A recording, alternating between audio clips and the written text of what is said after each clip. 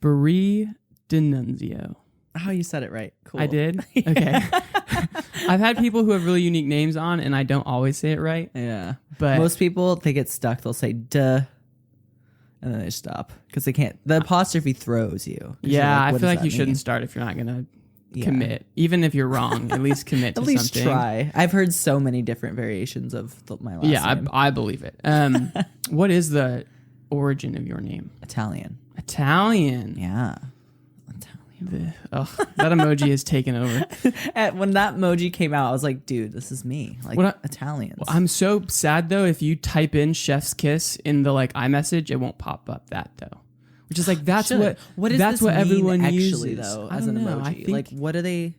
I think it's supposed to be the like chef's kiss thing because it didn't come out until we all started using that. Yeah. And so I was like, of course Apple should name it chef's kiss. Because like rock on, if you type rock on in iMessage, it pulls this up. So I'm like, oh, great. I wonder what you have to type in. We should look that up. I don't know what it is. Search it. Yeah, I haven't like Italian looked hand. at what the actual Italian hand. Well, you're also known. Most people just think of you as your Instagram handle. Rhythm Rat. Rhythm Rat? Rhythm Rat. Okay, so not Rhythm Rat, Rhythm Rat. Okay, Rhythm. What is Rhythm? So Rhythm is a subgenre of dubstep. Okay. It's like the more like swampy stuff. Swampy? Yeah. What does swampy mean when it comes to music?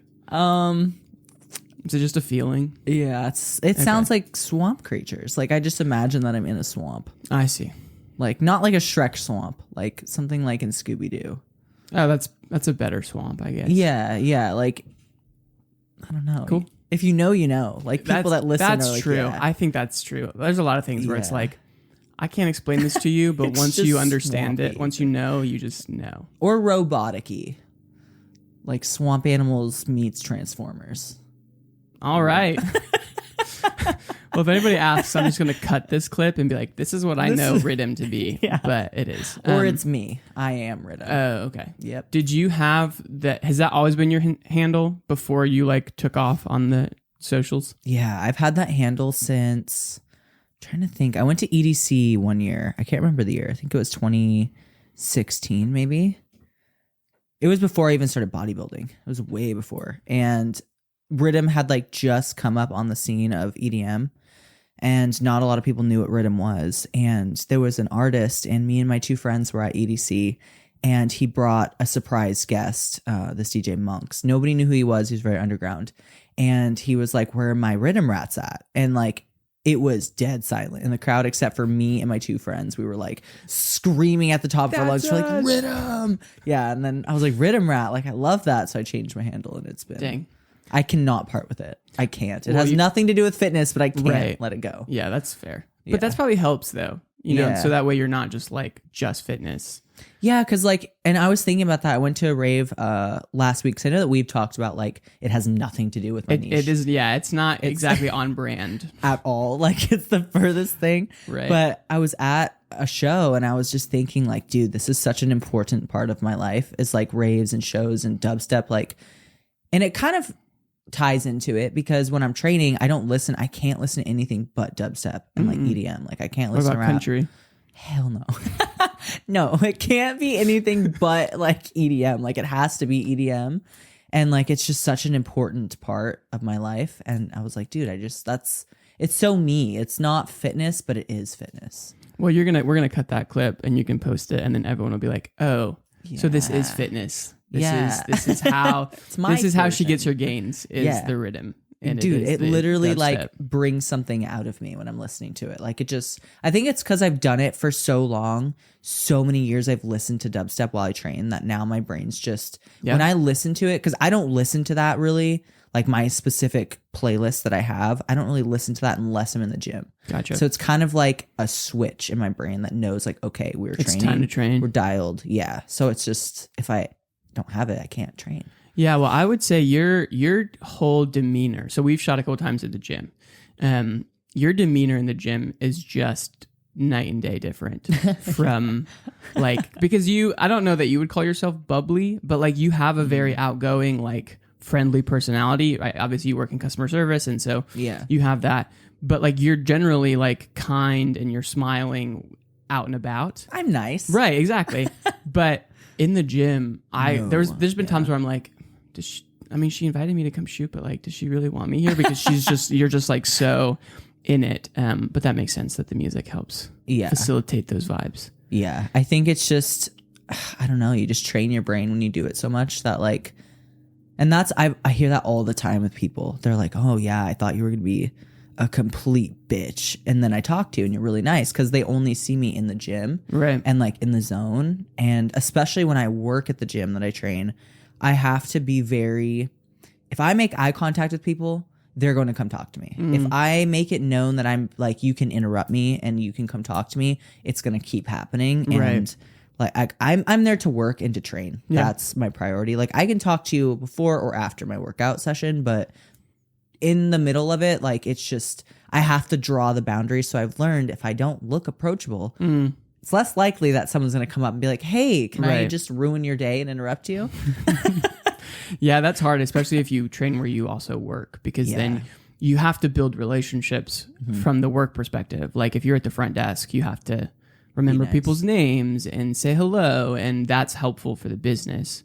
Yeah. But then they're like, oh, well, we're friends now. So now when I see you training out on the floor, you're like, but we're not right now. We're friends, but we can be friends. But like right now I'm training. And as someone who is pursuing a professional bodybuilding career, that is work. Like you in the gym is not just kind of personal health and like, I'm just doing my thing. Like there's a competitive like business perspective that you're approaching to it. Yeah. Which is different, which obviously people wouldn't know unless they know you, but but that makes sense. Yeah. It's just, I think with people that take it seriously, like I said, it's a job, and it's not fun necessarily either. Like usually in the gym, like it's hard. Like most of the time, like I don't want to be there. So it's like, yes, I put on kind of a front, like I tune people out and don't make eye contact, but I'm also not having a great time because I'm like in pain. I'm tired.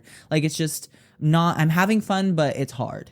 Yeah. And so it's like, of course I'm not going to look that enthused, and I'm going to be a little like in my head and in my zone. Cause it's, if you're not in pain in the gym and like pushing yourself, you're not really training, in my opinion. Like you need to be pushing the boundaries, and because we're ripping our muscles apart. Right. You're literally breaking them down. Yeah. Like you're torturing yourself in the gym. Like you shouldn't be like bopping around all happy and chipper and like making conversations. And like, I just don't consider that training, in my opinion. Yeah. It's definitely a different persona. And I do think, I mean, it's kind of like you practice how you play how you practice. And it's like, going to the gym is essentially just putting in the practice. And it's like, if I want to be a professional and live my life in a certain way, then I need to treat my life as if I have that success now before I have it, so that when I get to that place, I've built a habit. 100%. And so it's not just like, oh, I'll just kind of go to the gym occasionally, or as long as I'm there. Now, to be fair, we probably should say this. Showing up is so much of it, right? Yeah. So obviously go, even if you're going to do going and doing a mediocre effort is still better than not going at all. But when we're talking about the levels that you're achieving, right? Like you're competing, you're getting first place in, competitions, and you're going to nationals, you can't just afford to be hanging out at the gym and picking some stuff up and setting it down. Yeah. It's very painful. So you mentioned you're a bodybuilder. Yes. That's awesome. Thanks. It's my only personality trait. No, you love rhythm. Oh yes, a rhythm bodybuilder. You're a swamp creature. I think deranged is another adjective you love to throw around. I am deranged. Okay, so bodybuilding, I have now more friends in the fitness community. A lot of them through you and through me getting to do some photography in that space. What for you was like, hey, this is something like not only do I want to, take fitness seriously in general, but I actually want to elevate it to the point of professional bodybuilding. Like, what was there a specific moment? Was there a specific time? Has it always been something you've thought about? How did you land here? I can't think of a specific moment.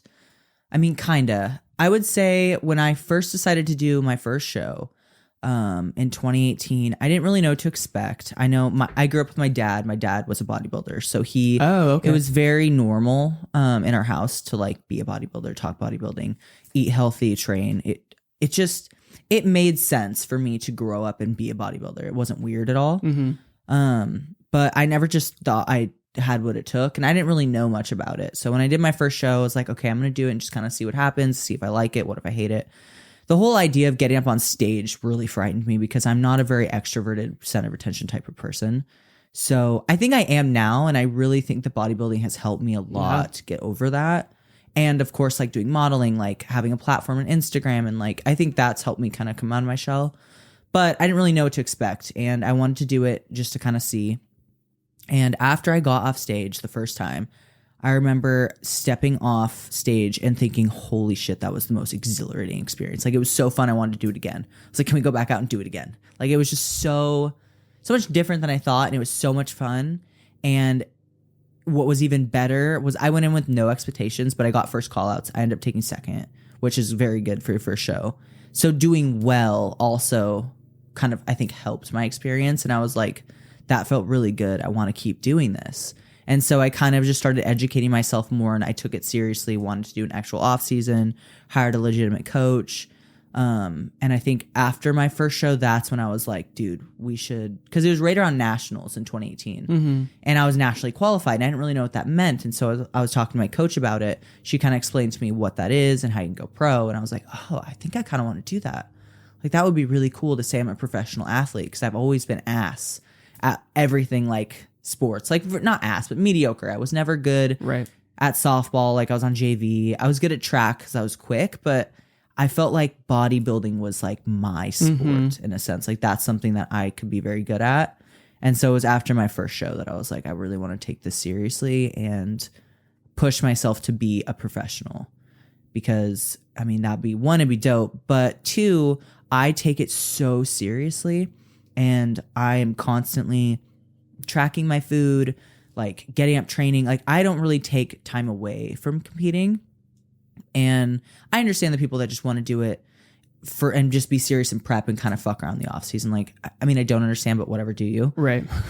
That's what the amateur league is for. And for me, I don't take it that way. So when I get on stage and I have tracked every gram of food for weeks and weeks and weeks, and I have done every second of cardio and put everything into this, and I get on stage with somebody that fucked around and is not stage lean, it almost feels like a slap in the face to me that we're able to be on the same stage, because I put so much more effort. Yes, I'm going to win, but it's like against two. You know? Right. So that's why I wanted to go more the professional route, because the pros are all good. They're pros. So it's like, I'm going to be able to compete against people that take it equally as serious as I do. Yeah, that makes a lot of sense, right? Like, in order to know that you're successful, you want to make sure that you're competing in the right spaces. Yeah. Right? Like, if to win against people who are not doing the things I'm doing makes it hard to feel the validation of your success. Because they're right. There's a little bit of the like, well, you know, JV versus varsity. Like, if you know, if you as a high schooler go play with fifth graders, it's like, you're going to win. Yeah. But is it going to feel, are you going to have the personal satisfaction? And I don't know anything about the like leagues and the different stages. And I also just think anybody who's getting on stage and putting enough time into their body is so much more superior than most people who are going to the gym, because it is a whole different thing. But yeah, that's what I've heard a lot, which is people didn't fall in love with it until they got on stage. Like, they didn't understand the like rush and the feeling, the gratification and the satisfaction you get from being up there. Because there's, you know, it's kind of hard to get affirmation about your physique in like a professional way, right? Like, you kind of go through life and you're either just told you're super attractive from like the other people in the world who want to date you, or your friends who build you up, and you kind of always have that, yeah, but you're my friend. Yeah. You're not going to be mean to me necessarily. Yeah. And so I kind of take all the compliments with a grain of salt. And so that was something that I was thinking about the other day, which is, you know, being a bodybuilder, you're able to be like objectively affirmed and celebrated in your like fitness journey in a way that's not creepy, right? Like it's not like it's not people just objectifying you for their own personal desires, and it's not like your grandma being like, "Oh, you look so good." And there's probably a level of like self affirmation and gratification that you feel from that, which to me is crazy awesome that people can do it. And I'm super impressive too. Like it's just like the physiques people build. Like, you know, I went to a show once and I was like, all of these people are amazing. Like it was so hard for me to tell the difference, obviously, because I don't have the expertise, but everybody on stage, I'm like, y'all are all just shredded and jacked and super fit. How in the world can there be like a professional level that's even bigger? And then like now that I'm shooting with more fitness people and my Instagram algorithm is sending me like Bumstead stuff every other day. Like, oh yeah, now I'm kind of learning a little bit about the different things, but that's awesome.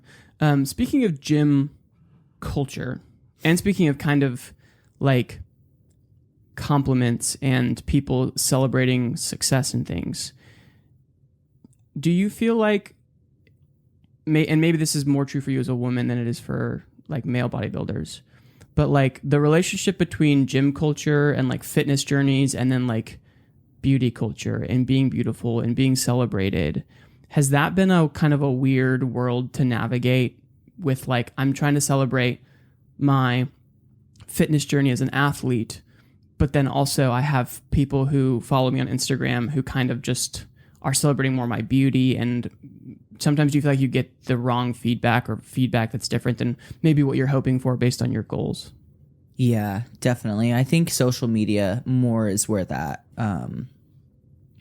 lines kind of get blurred and crossed more so than in real life, because I think people on social media feel like because they're behind a screen, they can say whatever they want to you. They would never say it to your face. And I mean, I've gotten comments. Mostly people are super supportive of both. Like I can post. Sometimes I do feel a little restrained that I have to post only fitness stuff since that's my niche and I want to do more like modeling stuff. But when I do post modeling stuff or everyday life stuff, people are still receptive to it. I think it's just a block that I have in my own mind. I think people just like me as a person. They are not there for just fitness. But I have gotten comments. It's only for men, of course. Yeah. About how like I'll post like a transformation picture or I'll post something and they'll comment like, oh, well, you looked better before. Like you're too muscular now. Or I liked you better when you were like chunkier. You're too shredded. You're too tiny. You have no ass, this, that, and the other. Like they'll say you were prettier back then. And then kind of like now I'm too much. Or they'll just take a dig at me. And I think sometimes that can get like frustrating because it's like you put in all of this work into building muscle and like just being a bodybuilder, and then people are like, well, you looked better before. So it's kind of like it's a little defeating. Yeah, it's like, okay, I put in 7 years of training and you're gonna just say, oh, well, you could have just not done that and I still would have thought you were attractive. Like it definitely can be a little hard to navigate the beauty and the fitness world because sometimes I feel like they can be two different things, because what people think of as the beauty is like more modeling and then fitness is fitness and not, it's kind of hard to mesh them together. Yeah. And I think when people say, oh, you looked better or I liked you better this way, the like unspoken thing that they're really saying is, why aren't you trying to become the thing that I want you to be? Yeah. Right? Like what's the point of saying, oh, you looked better before? Like the only reason you would say that out loud is to either make them feel bad about their decision. Well, I guess that really is the only reason, because you obviously have professional goals. You obviously are trying to achieve something.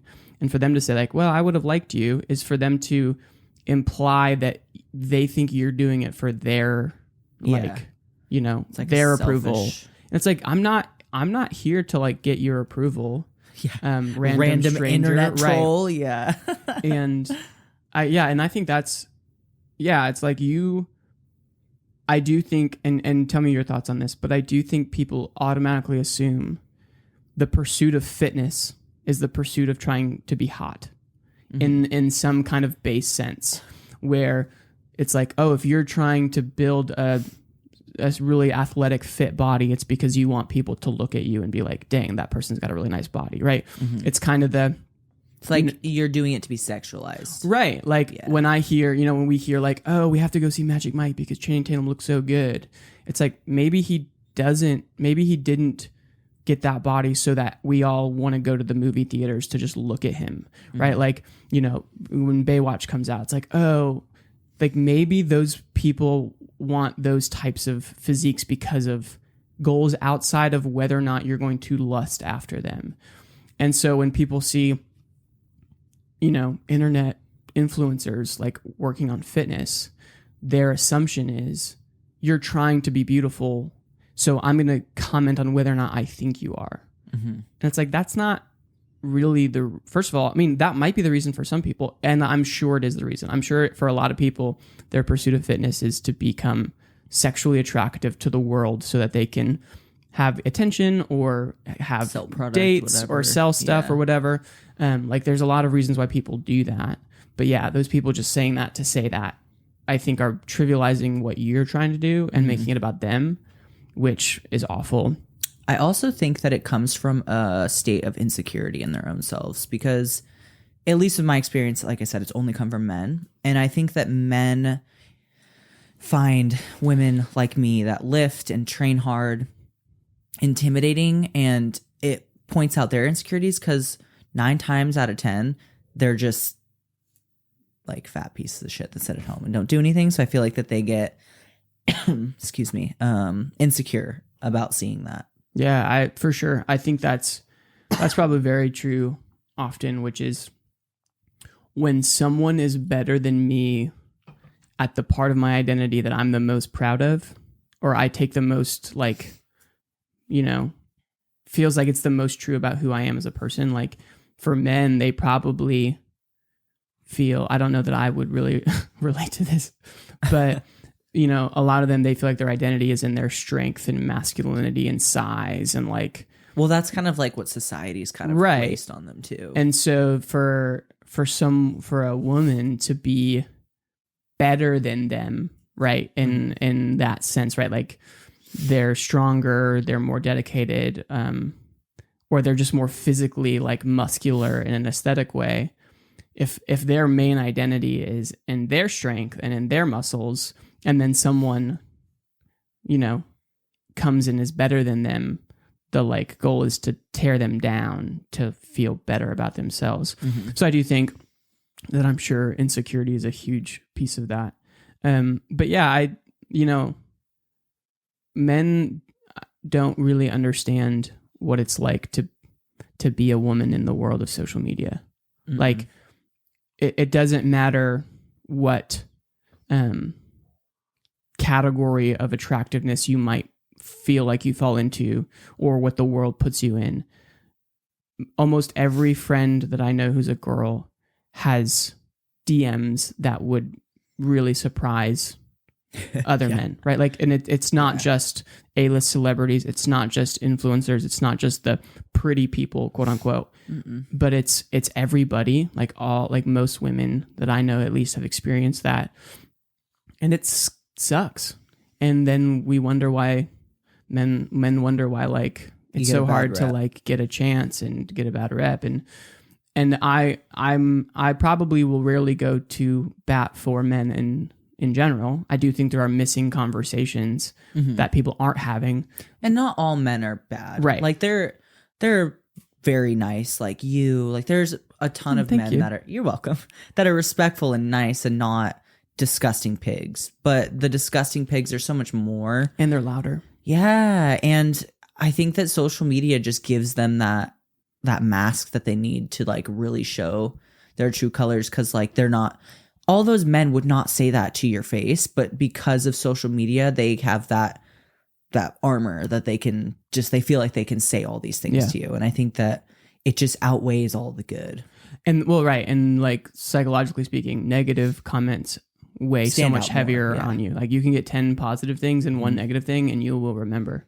I think there is some official ratio that like you have to have like maybe it's like 7 or 6 or 7 positives to 1 negative to not be overwhelmingly depressed from their feedback you get. But yeah, that's really hard. And that's something that I want to navigate. And so that kind of brings me to the next question I have, which is there a way for men to celebrate women in their fitness journey or in their physique or aesthetic in a way that is appropriate, respectful, but not generic, right? Because if I say like, oh, you look good, like that doesn't necessarily land in some sort of like meaningful way, right? Like anybody could say that because it's nice. It's the same thing of like, hey, how are you? I'm good. Like, are you really good? Or is that just the thing to say? Is there a way in which men can be complimentary to you and celebrate you without coming across as gross, but also not coming across as generic? For me personally, because I can't really speak for everybody else, but since I do lift and I do take fitness seriously, and obviously I take pride in my appearance, I want to look nice and aesthetic. Because I have a lot of guy friends that are very supportive and they don't come across creepy or weird or generic. Instead of saying like, oh, you look good, maybe be more specific. Like I'll have friends that'll say, damn, dude, you're looking jacked today, or your shoulders look nuts, or you look healthy, you look strong. Like they'll compliment like my quads, like they'll specifically compliment like a body part and say like, you look strong, you look really good, like you look healthy. Something like that I think goes a longer way. And I think it's the delivery of it too. Like it's easier in person because you have tones and body language. Right. But like on social media, I think it'd be the same way. Like I have friends from Idaho still that'll swipe up my stories and say like, you look great, like keep killing it. Yeah. Something that's more like, if you're going to say you look really good, maybe follow it up with like, keep it up. Like, you're doing awesome. Something like that. That's more friendly and supportive instead of like, oh, what is the word? Odling over you? Or just like, yeah. Not something I think that's ogling. ogling. Yeah. They're not objective. They're not like objectifying. Yeah, like they're just like saying like, hey dude, like you look really good, like keep it up, keep killing it, like I love watching your journey, something like that. Yeah. Instead of just throwing like a random fire emoji, or right, doing like hard eyes or something like that. Yeah, so where they're more, so they're keeping it fitness specific. Yeah, and I mean if they want to say something like about the rare occasion that I actually like wear something that's not gym, or I'm like going out and doing something like, I think it's the delivery and the wording. Like I think they can say, like you look really good, like you look nice, have a good time, like whatever. I think that it's just how you say it. And I think if you use maybe more like colorful words, like, or compliment something specific, like my hair, your hair looks really good today, or something like that. Or I like your makeup, or, you should wear dresses more often. You look really good. Or it's nice to see you outside of the gym actually living life. Like something like that would be less creepy than like, damn, shouty. Right. Nice dress. Yeah. I don't know. Like, I don't know if I've ever heard that. Neither have I. If they're saying damn shoddy, I don't know that they're talking about your dress. But okay, well that makes sense. And I'm asking a lot of people these questions because the thing that's interesting is the comments that women post to each other is would rarely be allowed from men. Yeah. Like y'all hype each other up in a very specific way that's like sexual. That is very sexual. Yeah. Right? And which is, I think maybe not confusing to men, but I do think it's a challenge because it's like, I see your 6 best friends be like, dang girl, like, what a dump truck, right? Like, and drool emoji. Yeah. And it's like, that is very acceptable and exciting and celebratory and fun. And there's, I think, a level of humor behind it that the assumption is you're not objectifying me because we're friends and whatever. But then men see that and they're like, oh, but when I post this, like it's super gross because it's a man. So I think just like learning what is the what are the right things to talk about? What are the areas of like, there's just no good way to compliment a woman in certain areas where it's like, just don't, because of the culture we now live in, it's just, it's better to be safe than sorry. But at the same time, I want to be someone who is celebrating people and who's complimenting them and affirming them and not just being like, oh, you're a really great person. Like, people do have insecurities about their like physical appearance. And so trying to learn about how can I help someone feel more beautiful or feel more attractive or just feel more confident in their like appearance and the way they present themselves without stepping into the, oh, well, because you're a man and you're talking about my appearance, you're probably trying to say that with some sort of agenda or not. But I think, what you're saying makes a lot of sense, which is, talking about strength and muscle groups that are not the like sexual muscle groups that like men tend to focus on. Right. And really being comprehensive and also taking the time to understand what they're trying to do. Like, complimenting a girl's shoulders if she's a bodybuilder might actually be something that's good versus they've been told their whole life. Make my day if you tell me my shoulders look big. Right. I would like that more than like, wow, you got a nice ass. Like if you say my shoulder, like that's so much more meaningful. And it's different too. And you stand out and it's a nice feeling. I think just being more unique with your compliments, and like actually not just throwing the generic shit like you said, like just be more creative. Like instead of just a blanket statement like you look good, why? But not too specific because then that can get creepy. Yeah. You're like, I just love. I like how your pores look on your face. It's like those wings, the way you draw them, it was different. I mean, a today. wing compliment, I would. Yeah, but if a guy was like, well, on Tuesday they were a little bit taller, and then on Wednesday that they're a little would be bit shorter, and now they're a different color. Like then you're like, too much. Please leave me alone, sir. Yeah. No, okay, that makes sense. So fitness is a huge industry. People take it seriously in different ways. People approach it differently. What do you think is something in the fitness world that people don't talk about that is a challenge, that is hard to navigate, that people kind of avoid because it's maybe an uncomfortable topic? What's something you feel like people aren't talking about within the fitness world that maybe we should be to help with now the fact that gym culture is such a big part of like our social media world? Oh God, I have a list. I think one of the biggest things, especially now that I really, really love seeing younger kids in the gym because like that's dope. I was not in the gym at 16, 17, 18. I was doing drugs, but like it's cool to see and just imagine what they're going to look like at my age. Like it's dope. And I like that it's changing and kids are being more focused on being healthy.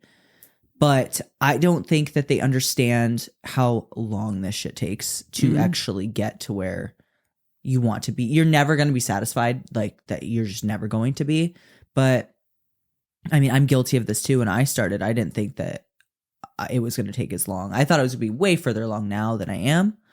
And I think that a lot of the kids nowadays think that they can put in the work and then in a year they're going to be CBUM. And I don't think they understand how much work it takes to get there. And I think once they kind of start to realize that, they immediately are like, let's hop on a cycle. And it's like, why? Why on earth are you going to start doing something like a cycle? You mean by steroids or something, or performance, like anything?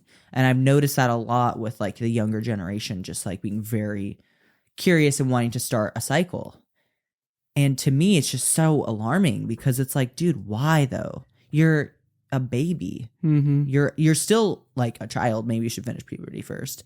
But also, it takes so long. Like, why wouldn't you want to maximize your natural potential first? Because at the end of the day, if you start a cycle like too young, what are you supposed to do? You can't go back to being natural. Right. You're just screwing yourself. Maximize that out and then think about it maybe.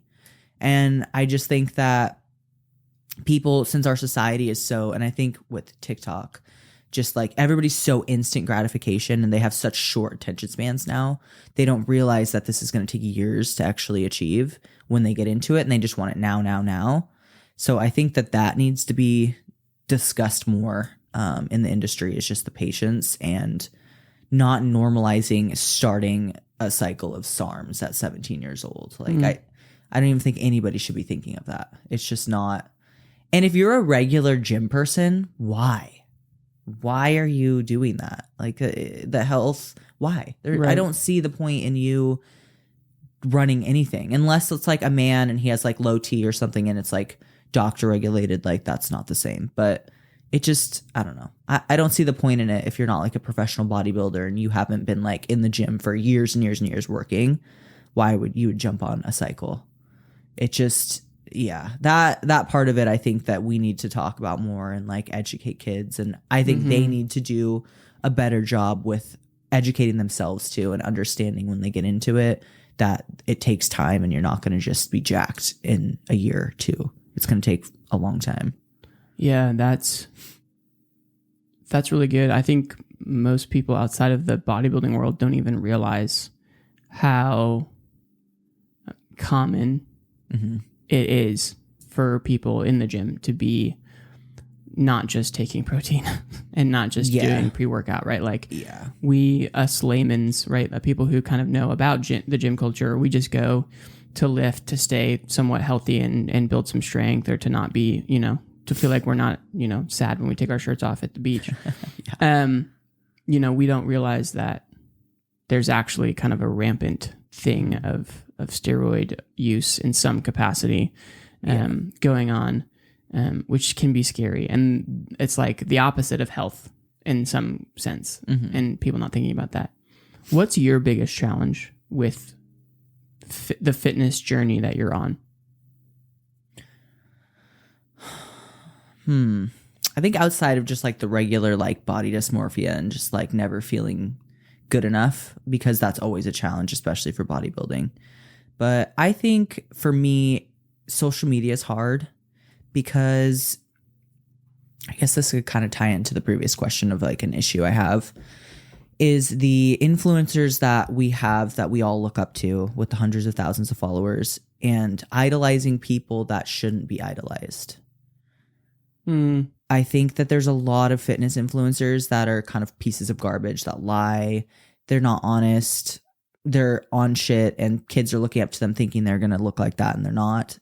It's just, I wish that we would do a better job as a fitness industry on social media of worshiping or looking up to people that are genuine instead of people that have like all these criminal records. They do shady shit. They're hopping from brand to brand. They're like lying to their audience. Like they're just, it always has rubbed me the wrong way because I feel like the people that get all the attention are not the best people. And the people that are some of the best people I know have like 5,000 followers. And like, I wish that we would do, I don't know, not research, just stop idolizing so many people and actually look at like them as a person and a human being. That's, I think, my struggle because personally, I don't want to sound like cocky, but I think I'm a pretty great person. And I think that I can bring a lot of value to people and I'm genuinely honest. And I'm not going to sell you something or sell or promote anything that I don't genuinely believe in because I think that that's shady. I don't think that most of the people in the fitness influencing world are like that at all. I think most of them aren't. And so it gets frustrating for me because it's like, how come I can't grow and how come I don't have that kind of audience? But these people do. So I think that that's kind of an issue that I run into with like the whole fitness world. And some of these people are giving such bad advice too. And it just makes me cringe that all these kids like on TikTok are looking at this or looking at their form and they're replicating that. And it's like, oh my gosh, please don't do that. Yeah. Like, please don't. Like, we shouldn't all be intermittent fasting. We shouldn't all be on keto. Like, it's so person to person, but because one fitness influencer does it and swears by it, instead of them saying, hey, this is what works for me. Right. But it's not going to work for everybody. They're just like, oh yeah, do this. This is going to work for you. And it's like, it probably won't because everybody's different. So I think that's an issue and a struggle that I run into a lot. I think what you're saying is huge. It's really unfortunate that the people who say what you want to hear get to have more success than the people who say what you need to hear. And so we look at these big brands and these really successful people and we say, well, why are they having all this success? And it's like, well, it's because they're telling people what they want to hear. Mm. They are okay with the and sometimes that's not even lying. It's just like they're okay with telling half truths so that people keep coming back to them, right? Like I've listened to some podcasts talking about kind of the charlatans of the fitness world, right? Like these people who promise you all of the amazing success and things, and how you can eat whatever you want as long as you do these couple things, and you can have a body like me. And the thing that's hard is that we want that. Like, we want someone to tell us, oh, I can eat pizza and ice cream whenever I want, and as long as I take your supplement and do your 90-day program, I'm going to be shredded. I'm going to be doing these things. Yeah. And so then you get punished as someone who is authentic, who is saying, I'm not going to tell you what you want to hear. I'm going to tell you what you need to hear. Like, if you actually want to achieve these things, but people don't want that. They don't want the truth in some... They want the easiest possible way to get what they want. What I think is I think people want to avoid feeling like they did something stupid. And so if they are like, well, this person said I was going to get this, and so if and when I don't get this, it's not my fault. They lied to me. Yeah. Versus saying, well, I did the research, I figured out they were full of it, and I still chose them. Then all of a sudden people have to take responsibility. And so I think sometimes we want to be lied to so that when it fails, which I think we kind of all know it will fail, when we try to get take the shortcuts, it's not our fault. We don't have to feel like it's our fault. And it's hard. And that's why social media can be so painful and toxic, because it's like, I'm someone, we're people who are trying to make content that is meaningful and authentic and helpful for people.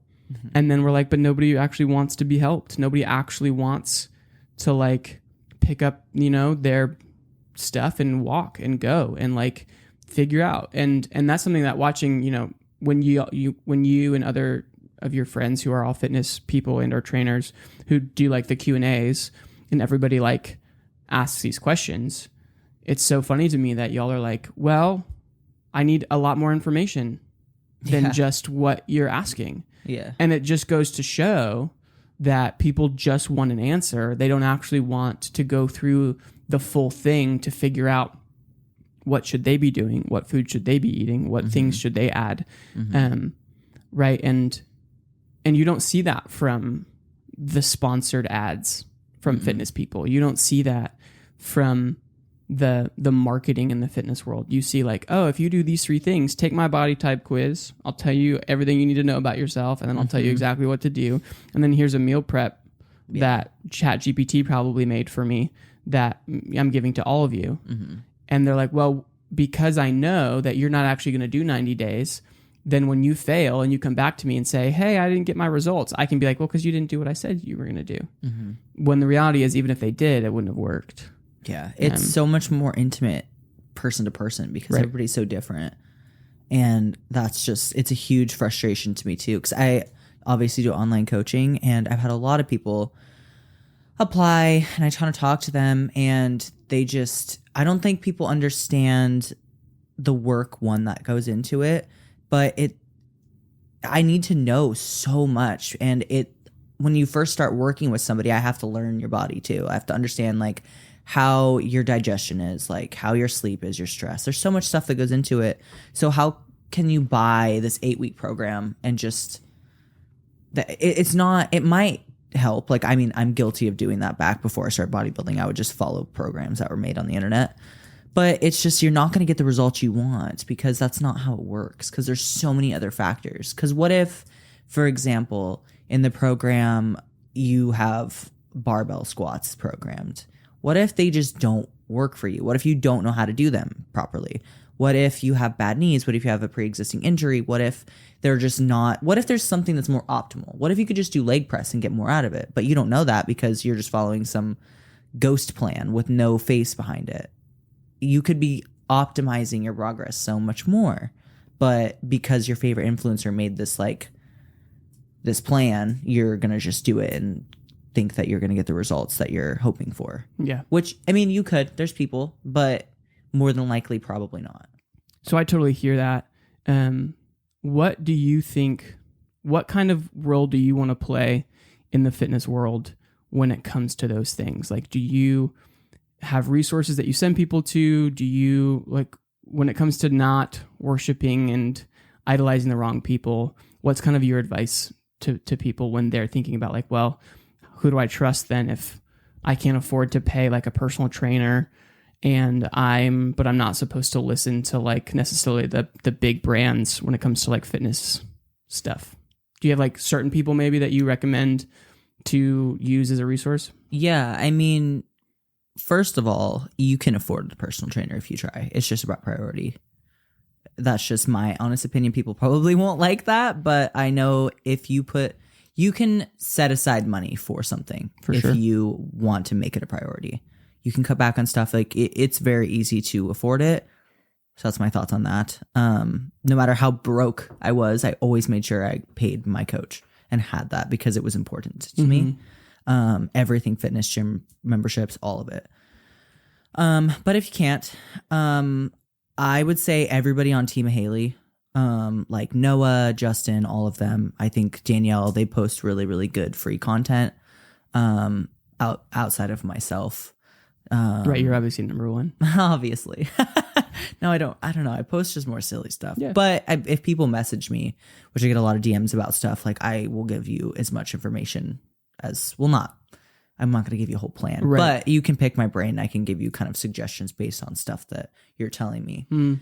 But yeah, I mean, I trust more of not the tinier like micro influencers. I mean, I guess people that are just not super mainstream or people that actually post quality content. They're constantly trying to educate people. Just, I think you can tell a lot by what people are about with what they post on social media. Like if they're trying to be educational, I think you can kind of see through if it seems like they're kind of a piece of shit or not. Right. So yeah. So then also don't assume that because people have numbers, that means that they have knowledge, the knowledge that you actually need.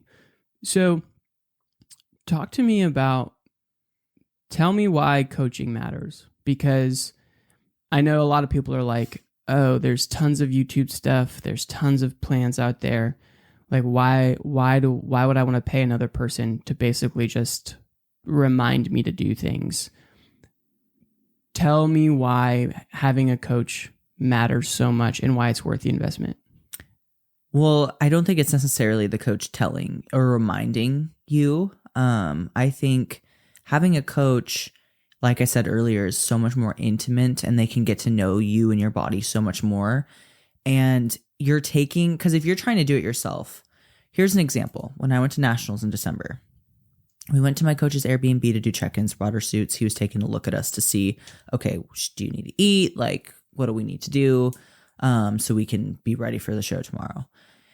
And I was in my head. I felt like I wasn't lean enough. I felt gross. I was looking at everybody else. They were shredded, looked nasty. I felt like I needed more time to get shredded. And he was going around telling people kind of what they needed. You do this, you do this. And my coach looks at me and he's like, Bree needs to eat.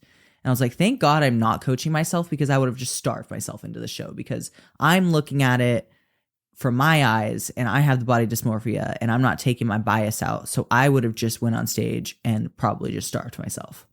But I ended up eating so much goddamn food. I had to instant cart rice multiple times because he just kept feeding me.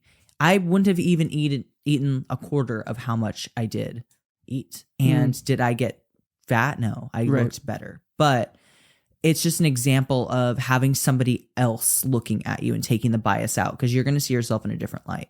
He was able to look at me and know what my body needed because, one, we've been working together for months and months and months. I've done multiple check-ins with him. He's very intelligent. He's done this with multiple athletes, but I put my trust in him and we ended up getting a very good placing and doing very, very well for our first season together. But he knows my body, and sometimes I think people can just have their blinders on. They don't see things that somebody else can. Yeah. And with like training videos, I would consider myself more advanced with training and like working out and the intensity. Whenever I send training videos to Justin, still to this day, there's still something I can work on. There's still form checks that I need or adjustments, or he'll have me try something else. I'm constantly learning. Your body's constantly changing. So having somebody there, it one, takes the thinking out. Two, you're not blind to certain things or callous. Right. And I think you're paying somebody to help bring the best version of yourself out, and you don't have to worry about it. I cannot imagine doing it myself. I would hate that. I will never do it myself. I want to have a coach telling me what to do. Because for me, and being an overthinker, overanalyzer, I would beat myself up if something happened, like if I didn't do the right placing, and I'd be like, wow, I'm stupid. I should have done this. I should have done this. If I'm just listening to what my coach is telling me, I'm putting all the faith into him and trusting that he's going to get me the result. And if we don't, and I've done everything I could, what else were you to do? You did everything you could. Right. So I like taking the thinking out of it and just trusting my health with somebody and letting them kind of look at things and see things that maybe I don't see. So I think that's the importance of having a coach and it's a professional. They do this for a living. Like you're not a professional. Right. So like if you were you needed plumbing work done in your house, are you going to try to do it yourself? Some people might, but like you might fuck something up and end up having to hire a professional and pay more. Right. Or would you rather just have the plumber come out and fix it in 5 minutes and not your time, spend tons of time on YouTube trying to figure it out, stressing yourself out? I would rather have somebody come do it that knows what they're doing, and then it's done. Yeah, I think that's huge. I think people don't think about that, which is, just because you see a lot in the world about how to be healthy doesn't mean that you are prepared to start by yourself. Like, just because we learn about health in school in some capacity, some more than others, and we see commercials and TV, talk about what's good for you, what's not good for you. We have our grandparents yelling at us as kids, like, oh, stop eating all the sugar, eat some vegetables. And we have enough health stuff kind of in the mainstream that people feel like, oh, I generally know what's healthy and what's not healthy. The idea of like having a personal trainer or like booking sessions with people where they watch you work out and help you with form and help you with the different, techniques and things, or give specific advice to which like workouts you should do. People don't think about that as necessary. And I think your plumbing example is perfect. It's like, yeah, you probably could do it on your own.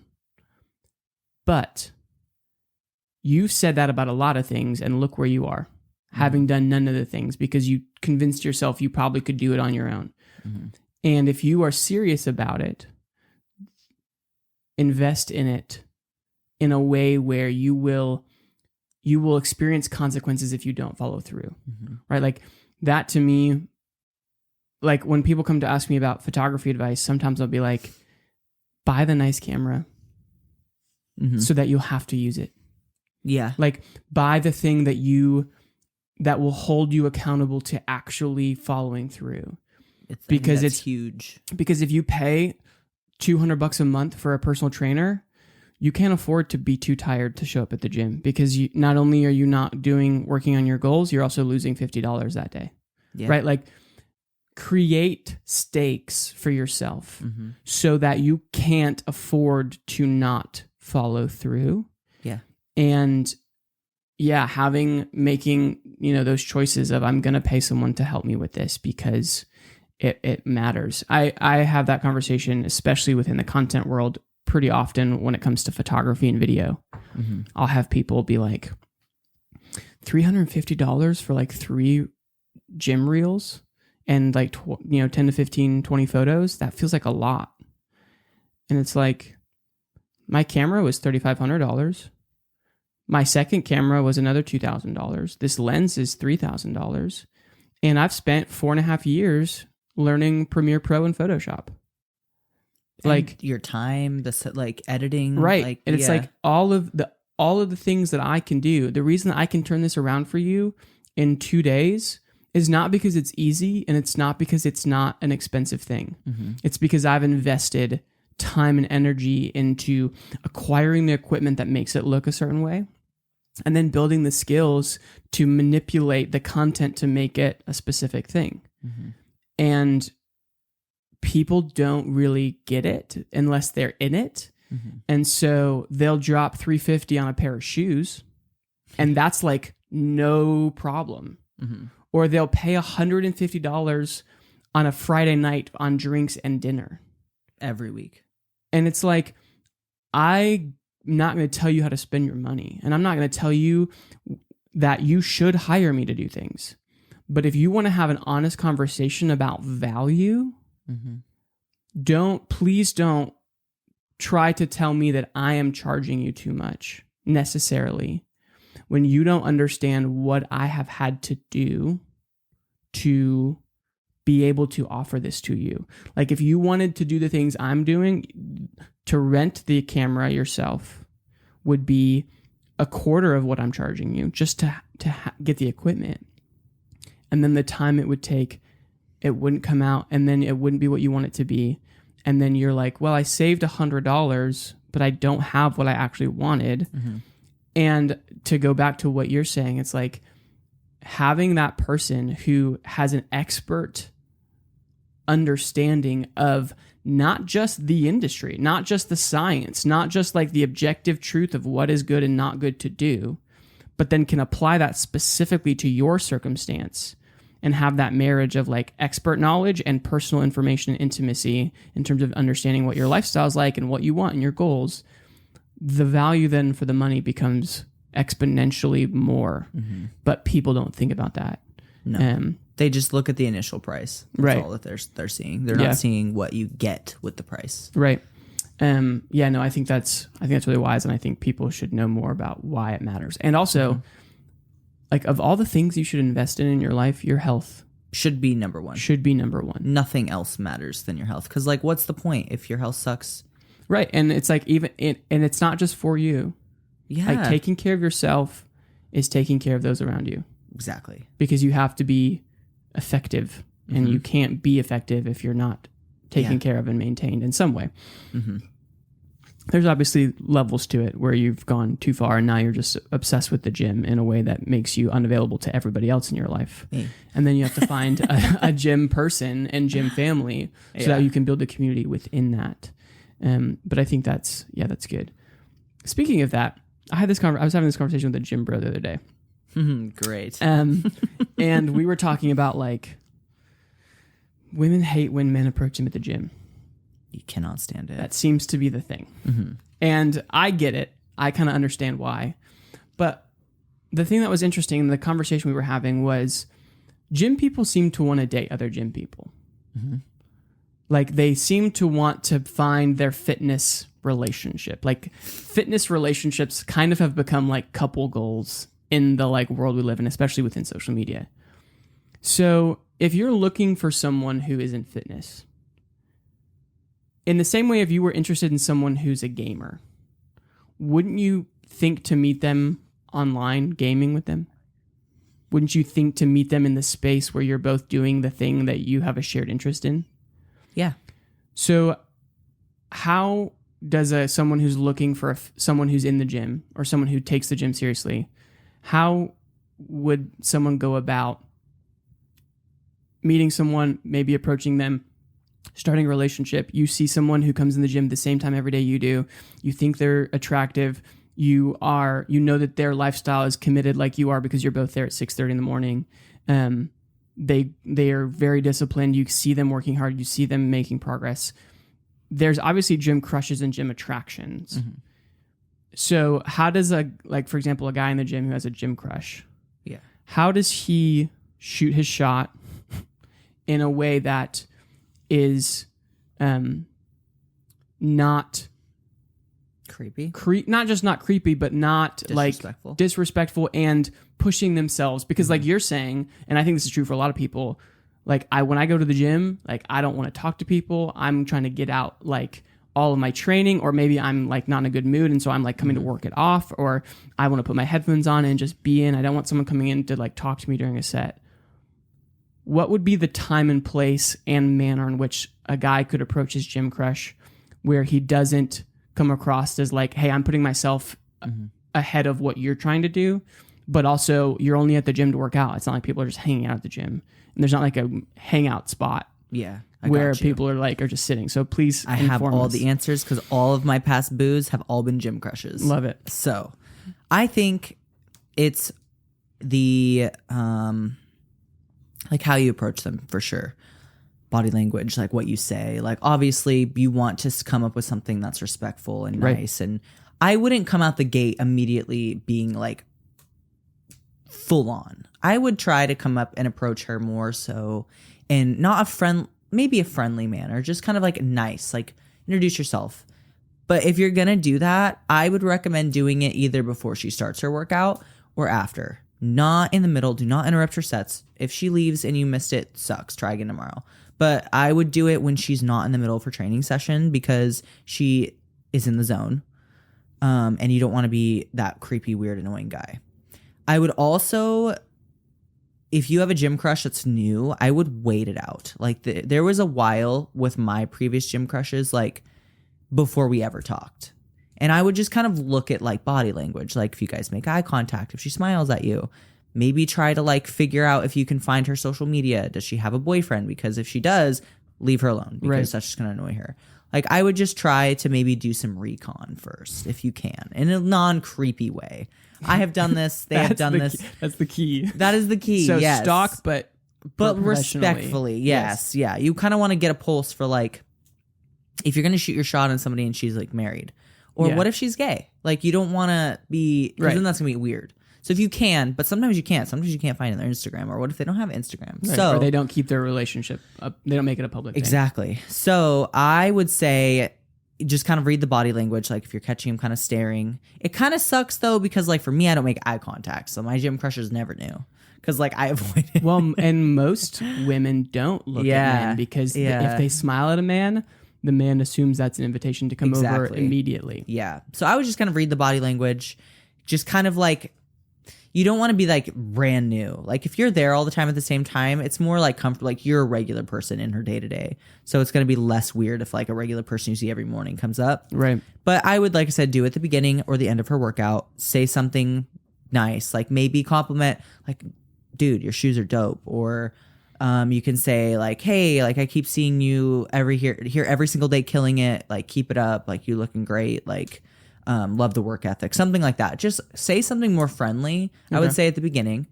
And then if she is also sharing the gym crush, for one, that's going to make her day. You're going to be in the group chat in the best way. And she's going to be plotting on how to like, make conversation again. I don't think men know about the group chat. No, but They don't know. Like we don't know that y'all are talking about. oh us yeah, in the every world. single gym crush I've had, it has been a planned experience. Like I have planned everything out on like what I'm going to say, what I'm going to do, what I'm going to wear. It's always in the group chat. But after that initial interaction, kind of see how it is the next time. Like maybe she'll smile at you or maybe she'll say hi.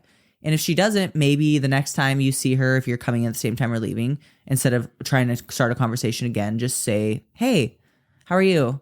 Or have a good session or go kill it or something like that. Like just be friendly and make small conversations that are more friendly and then kind of like go from there. That would be my recommendation. And just feel out her vibe because you're going to be able to tell if she's interested or not off the first like one or two conversations you have. Because if she's very reserved or she's very like keeping you at distance, an arm's length, it might be just more of a friend thing. But if she's continuing the conversation, that's a good sign. Gotcha. If she's asking you or if she starts to be like, oh, hi, how are you? Then yeah, I would pursue things, but I would take it slow. Men are just really impatient. So like you got to do the groundwork and kind of like slowly build up to that. So that way you're not coming off creepy. What would you say to women who say, I hate when me being nice and friendly with men makes them think that I'm available and or interested? Me again. I feel like you're coming for me on all these questions because I not. say all of this. There are people that I have in my mind. You're not one of them. Oh, well, I do that all the time. But, dude, I don't know because I'm the same way. I don't know how to, like, I guess I respect, in a sense, the guy shooting his shot. But at the same time, it is frustrating when you are nice to a man because you can also be nice to men and have male friends, but they decide to take it too Right. far. Yeah, I don't know. That's hard. I mean, maybe just like kind of look at you and look at her and just kind of think like, okay, is she like way out of my league? Like, should I just try to be respectful and like see if she comes to me instead of shooting my shot? But then at the same time, it's like, you don't want to like go your whole life wondering, like you want to like do things and see. Well, right. And so I hear a lot from women that they care about more than just looks. Yes. But, so there's right. And Yeah. I'm not saying looks and chemistry don't matter. Obviously they do. yeah. But there's sometimes the mixed signals of like, oh, just be For yourself. sure. Just For like sure. women want you to like the authenticity, and they like emotional depth, and they're not just shallow, and we're not just into like the tall, masculine, beefy, whatever dudes. What about, I guess, do you think there's something women could do to be more explicit about availability? Like, could there be something that y'all could do where men would be like, hey, unless she's doing this, automatically assume that don't automatically assume she's interested? I think it's hard because for me and my experiences with men, you can't, even if you are single, like, and you try to friend zone them and make it very known that it's just only friendly conversations, they'll still ask. Or if you are seeing somebody or you kind of are talking to somebody or into somebody else and you bring them up, they'll get offensive and be like, oh, well, I wasn't even gonna try. Like, you're just assuming things. And it's like, well, yeah, it's hard. I don't know if there's anything that women could do specifically. I think people just rush stuff, and I think that you need to genuinely get to know somebody first, because you can't like know somebody off of a couple conversations, but I think you can kind of judge if they're interested or not if you continuously have conversations. And if the conversation doesn't go anywhere else besides like just friendly levels, I would just keep it there. Like, unless she says something maybe a little flirty, or like women will, if they're interested in a guy, at least face to face. I think it's harder over DMs. I've run into this before because you can have face can be like super flirty for someone, and can be totally it's just hard. Professional. Yeah, it's hard to like judge off of DMs. So this is solely off of just face to face interactions. At least for me, I will be more like flirty or smiley, or like, just, you'll kind of know by the body language if I'm interested in you in that sense, or if I'm just being friendly with you. Mm-hmm. So I think that you just need to kind of judge on, and maybe watch how they are with other people too. Are they treating people exactly how they treat you in the conversation? Because then maybe it is just a friend. But are they a little bit more like conversational or laughy with you compared to other people? Then you can kind of judge, maybe there's a chance, and then shoot your shot. But again, I would do it in a respectful way. And if you do shoot your shot and you get shot down and they're not interested, why are we going to make it awkward? Every single time, it's so awkward, and I can never be the same with them again. It is so extremely awkward. Like, it doesn't have to be. And you can't expect every single person to be interested. So I think that all of us as like a society need to do better with, you can still be friendly and nice, even if you aren't interested in them in that sense. Yeah. You said something about men not being patient, which is 100% true. I think we have this sense of urgency of like the window of singleness for women seems to be so short very often. It's like, I'm either in a relationship or I'm recently out of a relationship and I'm working on myself and I don't want anyone's time. And then the like, I'm single and available emotionally to start a relationship. That window is always so short, or it feels like it. Mm-hmm. That men are like, if I meet you in that window, I know you're going to have 10 other people who are also trying to climb into this window, that I want to get to whether or not this is a potential. And I want to get to the potential romantic conversations, or asking about dating and things like that.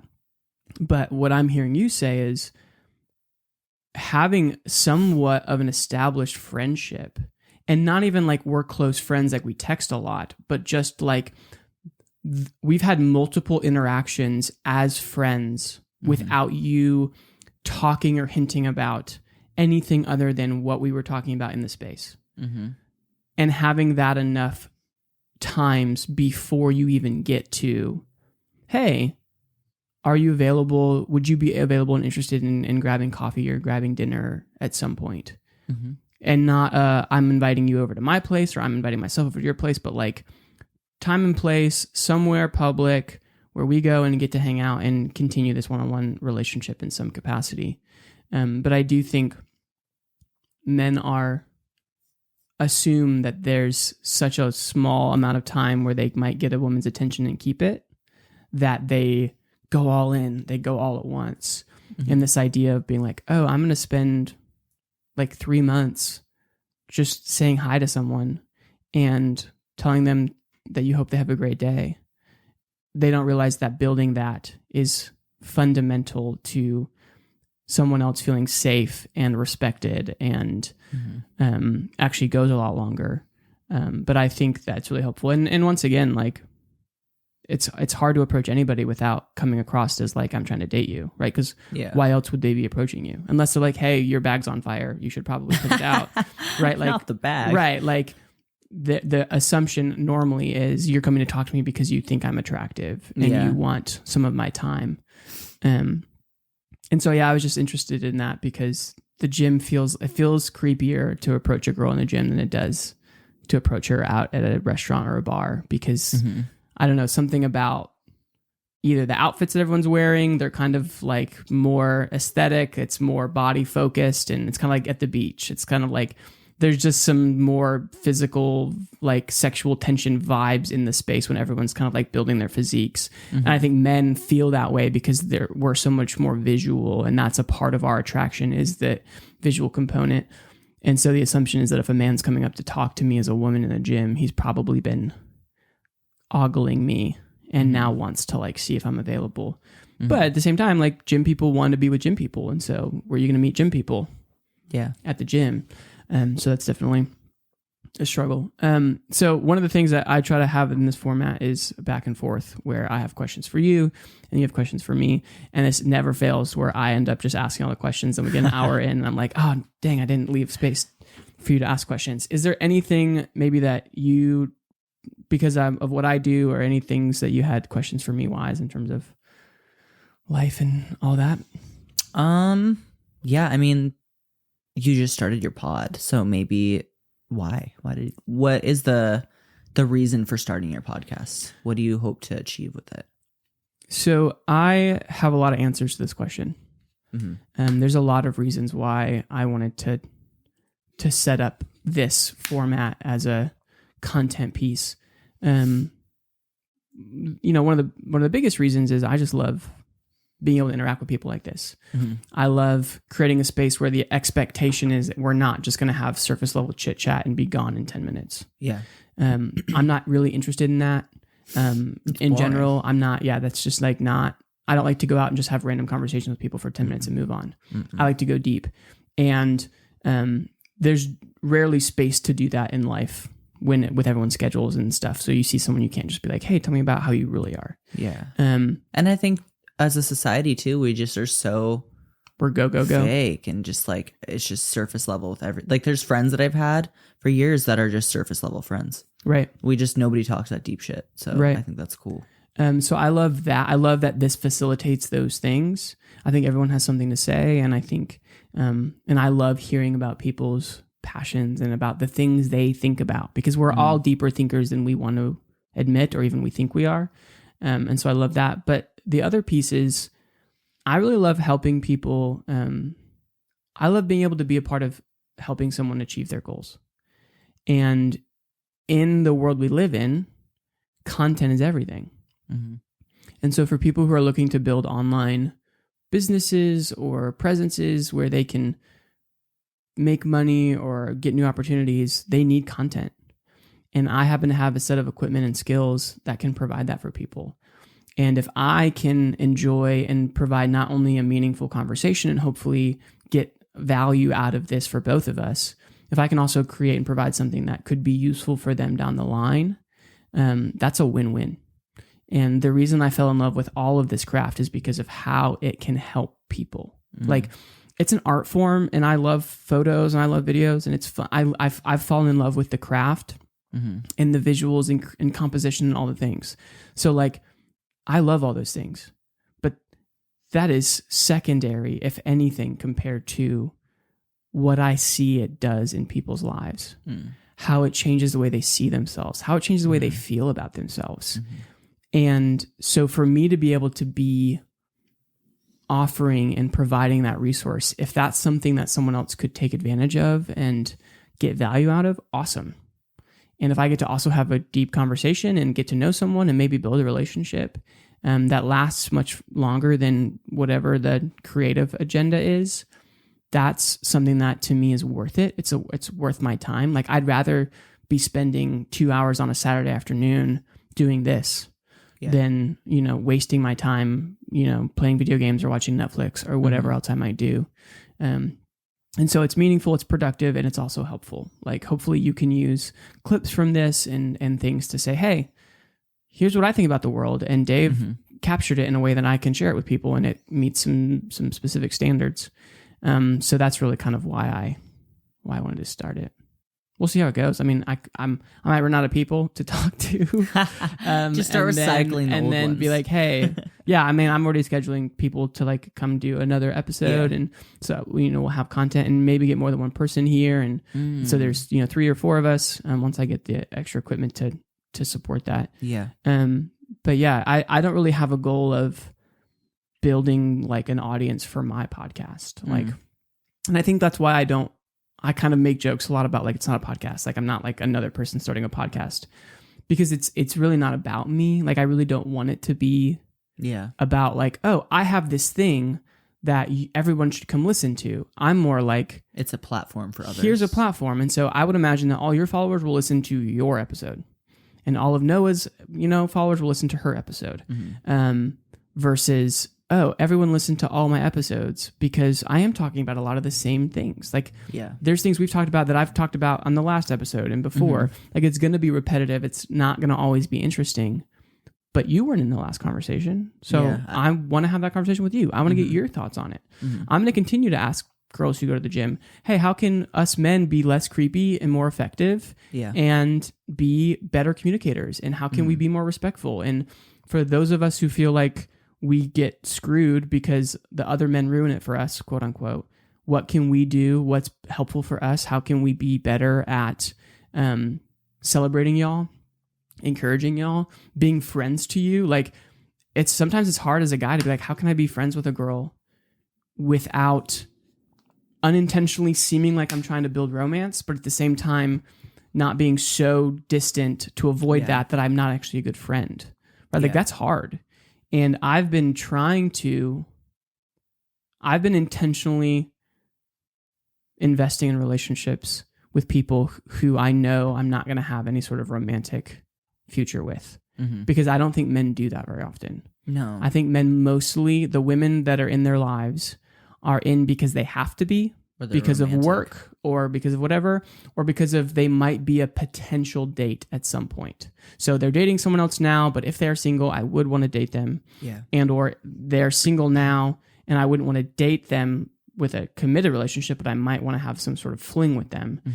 And, this is really generic, and I know not all men are like this, but for the most part, potential romance, and I'm using romance as a general word for anything non-platonic, because not many men are romantic in the real sense anymore. It's either you have to be, or you might be in my life, or you might be a potential romantic partner. And, I'm only going to get to be best friends with one woman, like, for my whole life. Like, my wife, like, she's going to be the person I get to be best friends with. Then I'm not going to get to have best friends. I'm not going to get to have best women friends after the fact. Like, it's not going to be the same, because that's my person. And I won't be able to have like emotional intimacy with other women once I'm in a committed long-term relationship. Like, I can still be friends with women and have female friends, but like, I won't be able to have like deep, long, heart-to-heart conversations with other women when I have a wife. At least for me, that wouldn't be healthy for me. And I don't think that that's what I would, and I also probably wouldn't want her to be doing that with other men. Like our marriage, our relationship is for that. And then we have our guys and girls. And so to kind of keep that sacred. And that's just my personal preference in terms of my philosophy. But I want to now, especially as someone who's single, learn how to be a good friend to women. Like we are not exactly like the biggest fans of men in today's culture, right? Yeah. And most of it is around how we treat women. Mm-hmm. From what I've seen, 90% of it is right. Yeah. And I don't want to just be like, oh well, I'm not one of them, so yeah, don't accuse me of anything. Let me be like. I probably have all those tendencies. Mm-hmm. I probably have the tendency to be toxic and be entitled and be gross, and I have the tendencies to probably look at a woman and not be as compassionate and as genuine as I should be. And I have the tendency to think about my own sexual and selfish desires and put those first. Like, and I don't want to be like that. Mm-hmm. I want to actively not be like that. Yeah. And I'm not exactly getting a lot of great advice from other men about how to not be like that. Mm-hmm. And in order for me to develop a genuine understanding of how to navigate relationships correctly, I should go to the people who actually have the answers. Yeah. Right? Like it's women in my life who could be like, hey, this is not good. Mm-hmm. We don't like this. Mm-hmm. Everyone's different. And obviously I don't ever want to generalize and make generalizations to be the truth, but like y'all can probably help me learn better than men can when it comes to, hey, how can I build this person up? How can I approach them? How can I make sure that they feel valuable in a way that's they feel beautiful but not objectified? How can I help someone understand their value to me without putting too much pressure on them? How can I open a door for a woman and not be putting too much pressure on the relationship? Can I be articulate about my feelings? Can I talk about the future plans that I have without putting too much pressure on? Like I'm learning all of these things because for some people talking about like kids is like, whoa, way too far, way too much. And for some other people, they're like, well, I want to talk about goals. We both have goals. Like, let's have those conversations. And that's a really long answer to, I want to engage in meaningful conversations with everybody. Mm-hmm. And not just be like, oh, well, you're a cute girl that I might date, so I'll invest in your friendship. And then once you become unavailable, like, peace out. Yeah. Because I think that's why women are struggling with enjoying men in general. Because it's like, as soon as I am not meeting this specific thing for you, I'm not worth anything to you. Mm-hmm. And then what does that communicate? That your only worth is your potential romantic offerings. That sucks. Like that's horrible. Yeah. Like, and it's like you all have moms. Like you understand, right? Yeah, that's true. You all have other women in your life who have supported and loved you at some point along the way. Yeah. Like clearly you should understand that people have more to give you than just what you might want from them in a specific way. And so I want to be better about learning those things and engaging in conversation before I just decide that, I know what I'm doing and I'm better than other people by at least a big enough margin that I shouldn't, I don't need to keep working on myself. So it's also like relationship therapy for me where I'm learning, I didn't realize that women might have perceived what I said that one time as something different than what I meant. That's good to know. Yeah. So it's also helpful for me. I know that was a really long answer. It's a good answer though. Solid. Awesome. Well, I'm so thankful for you in general. I'm thankful for you too. You Pooh are, man. Pooh Man. Pooh Man shoe. Oh, without context, that could be really weird. We're just going to leave it and people can ask. Let them wonder. Yeah. Thanks so much for being here. Thanks for being who you are. I am very grateful for you. I know we don't get our schedules and lives in your life and you're in prep right now. And you live an hour and from I me do live far away now. Stay in Leander. Yeah, I moved way up and you're still way down south.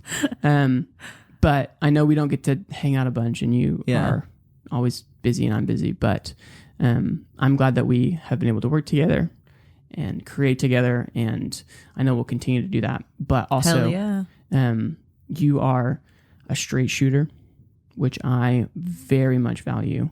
And you are someone who does not apologize for being who you are, which I think is awesome. And you are someone who is trying to get better in every area of your life. And self-awareness, I think, is huge, and it's missing. And for someone to be able to say, hey, I know I do this and I want to get better at it, is super cool. And I really appreciate that. So I just wanted to say all those things. Thanks. Because you're great. Thanks for being here. I know that we went super long, but at the end of the day, who cares? Yeah. It was fun. It flowed.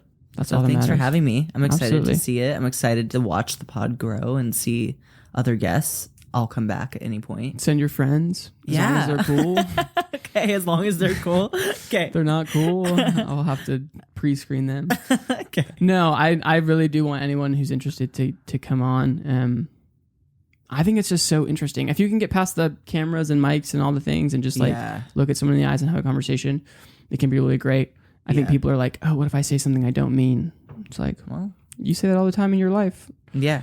Like, I agree. If you say something you don't, I mean, I'm going to do this so often, but I'm going to look back and be like, shouldn't have said that. Shouldn't have said that. Or, oh, that was tone deaf. Or, I wasn't being considerate. Or, oh, that sounds really arrogant. Or your opinion's going to change. Or I'm going to grow. Yeah. And so hopefully, if I'm willing to sit down and have this conversation with someone, if I say something that someone else disagrees with or is hurtful to them, hopefully they'll give space for us to have a conversation and jump in the DMs and be like, hey, you said this thing.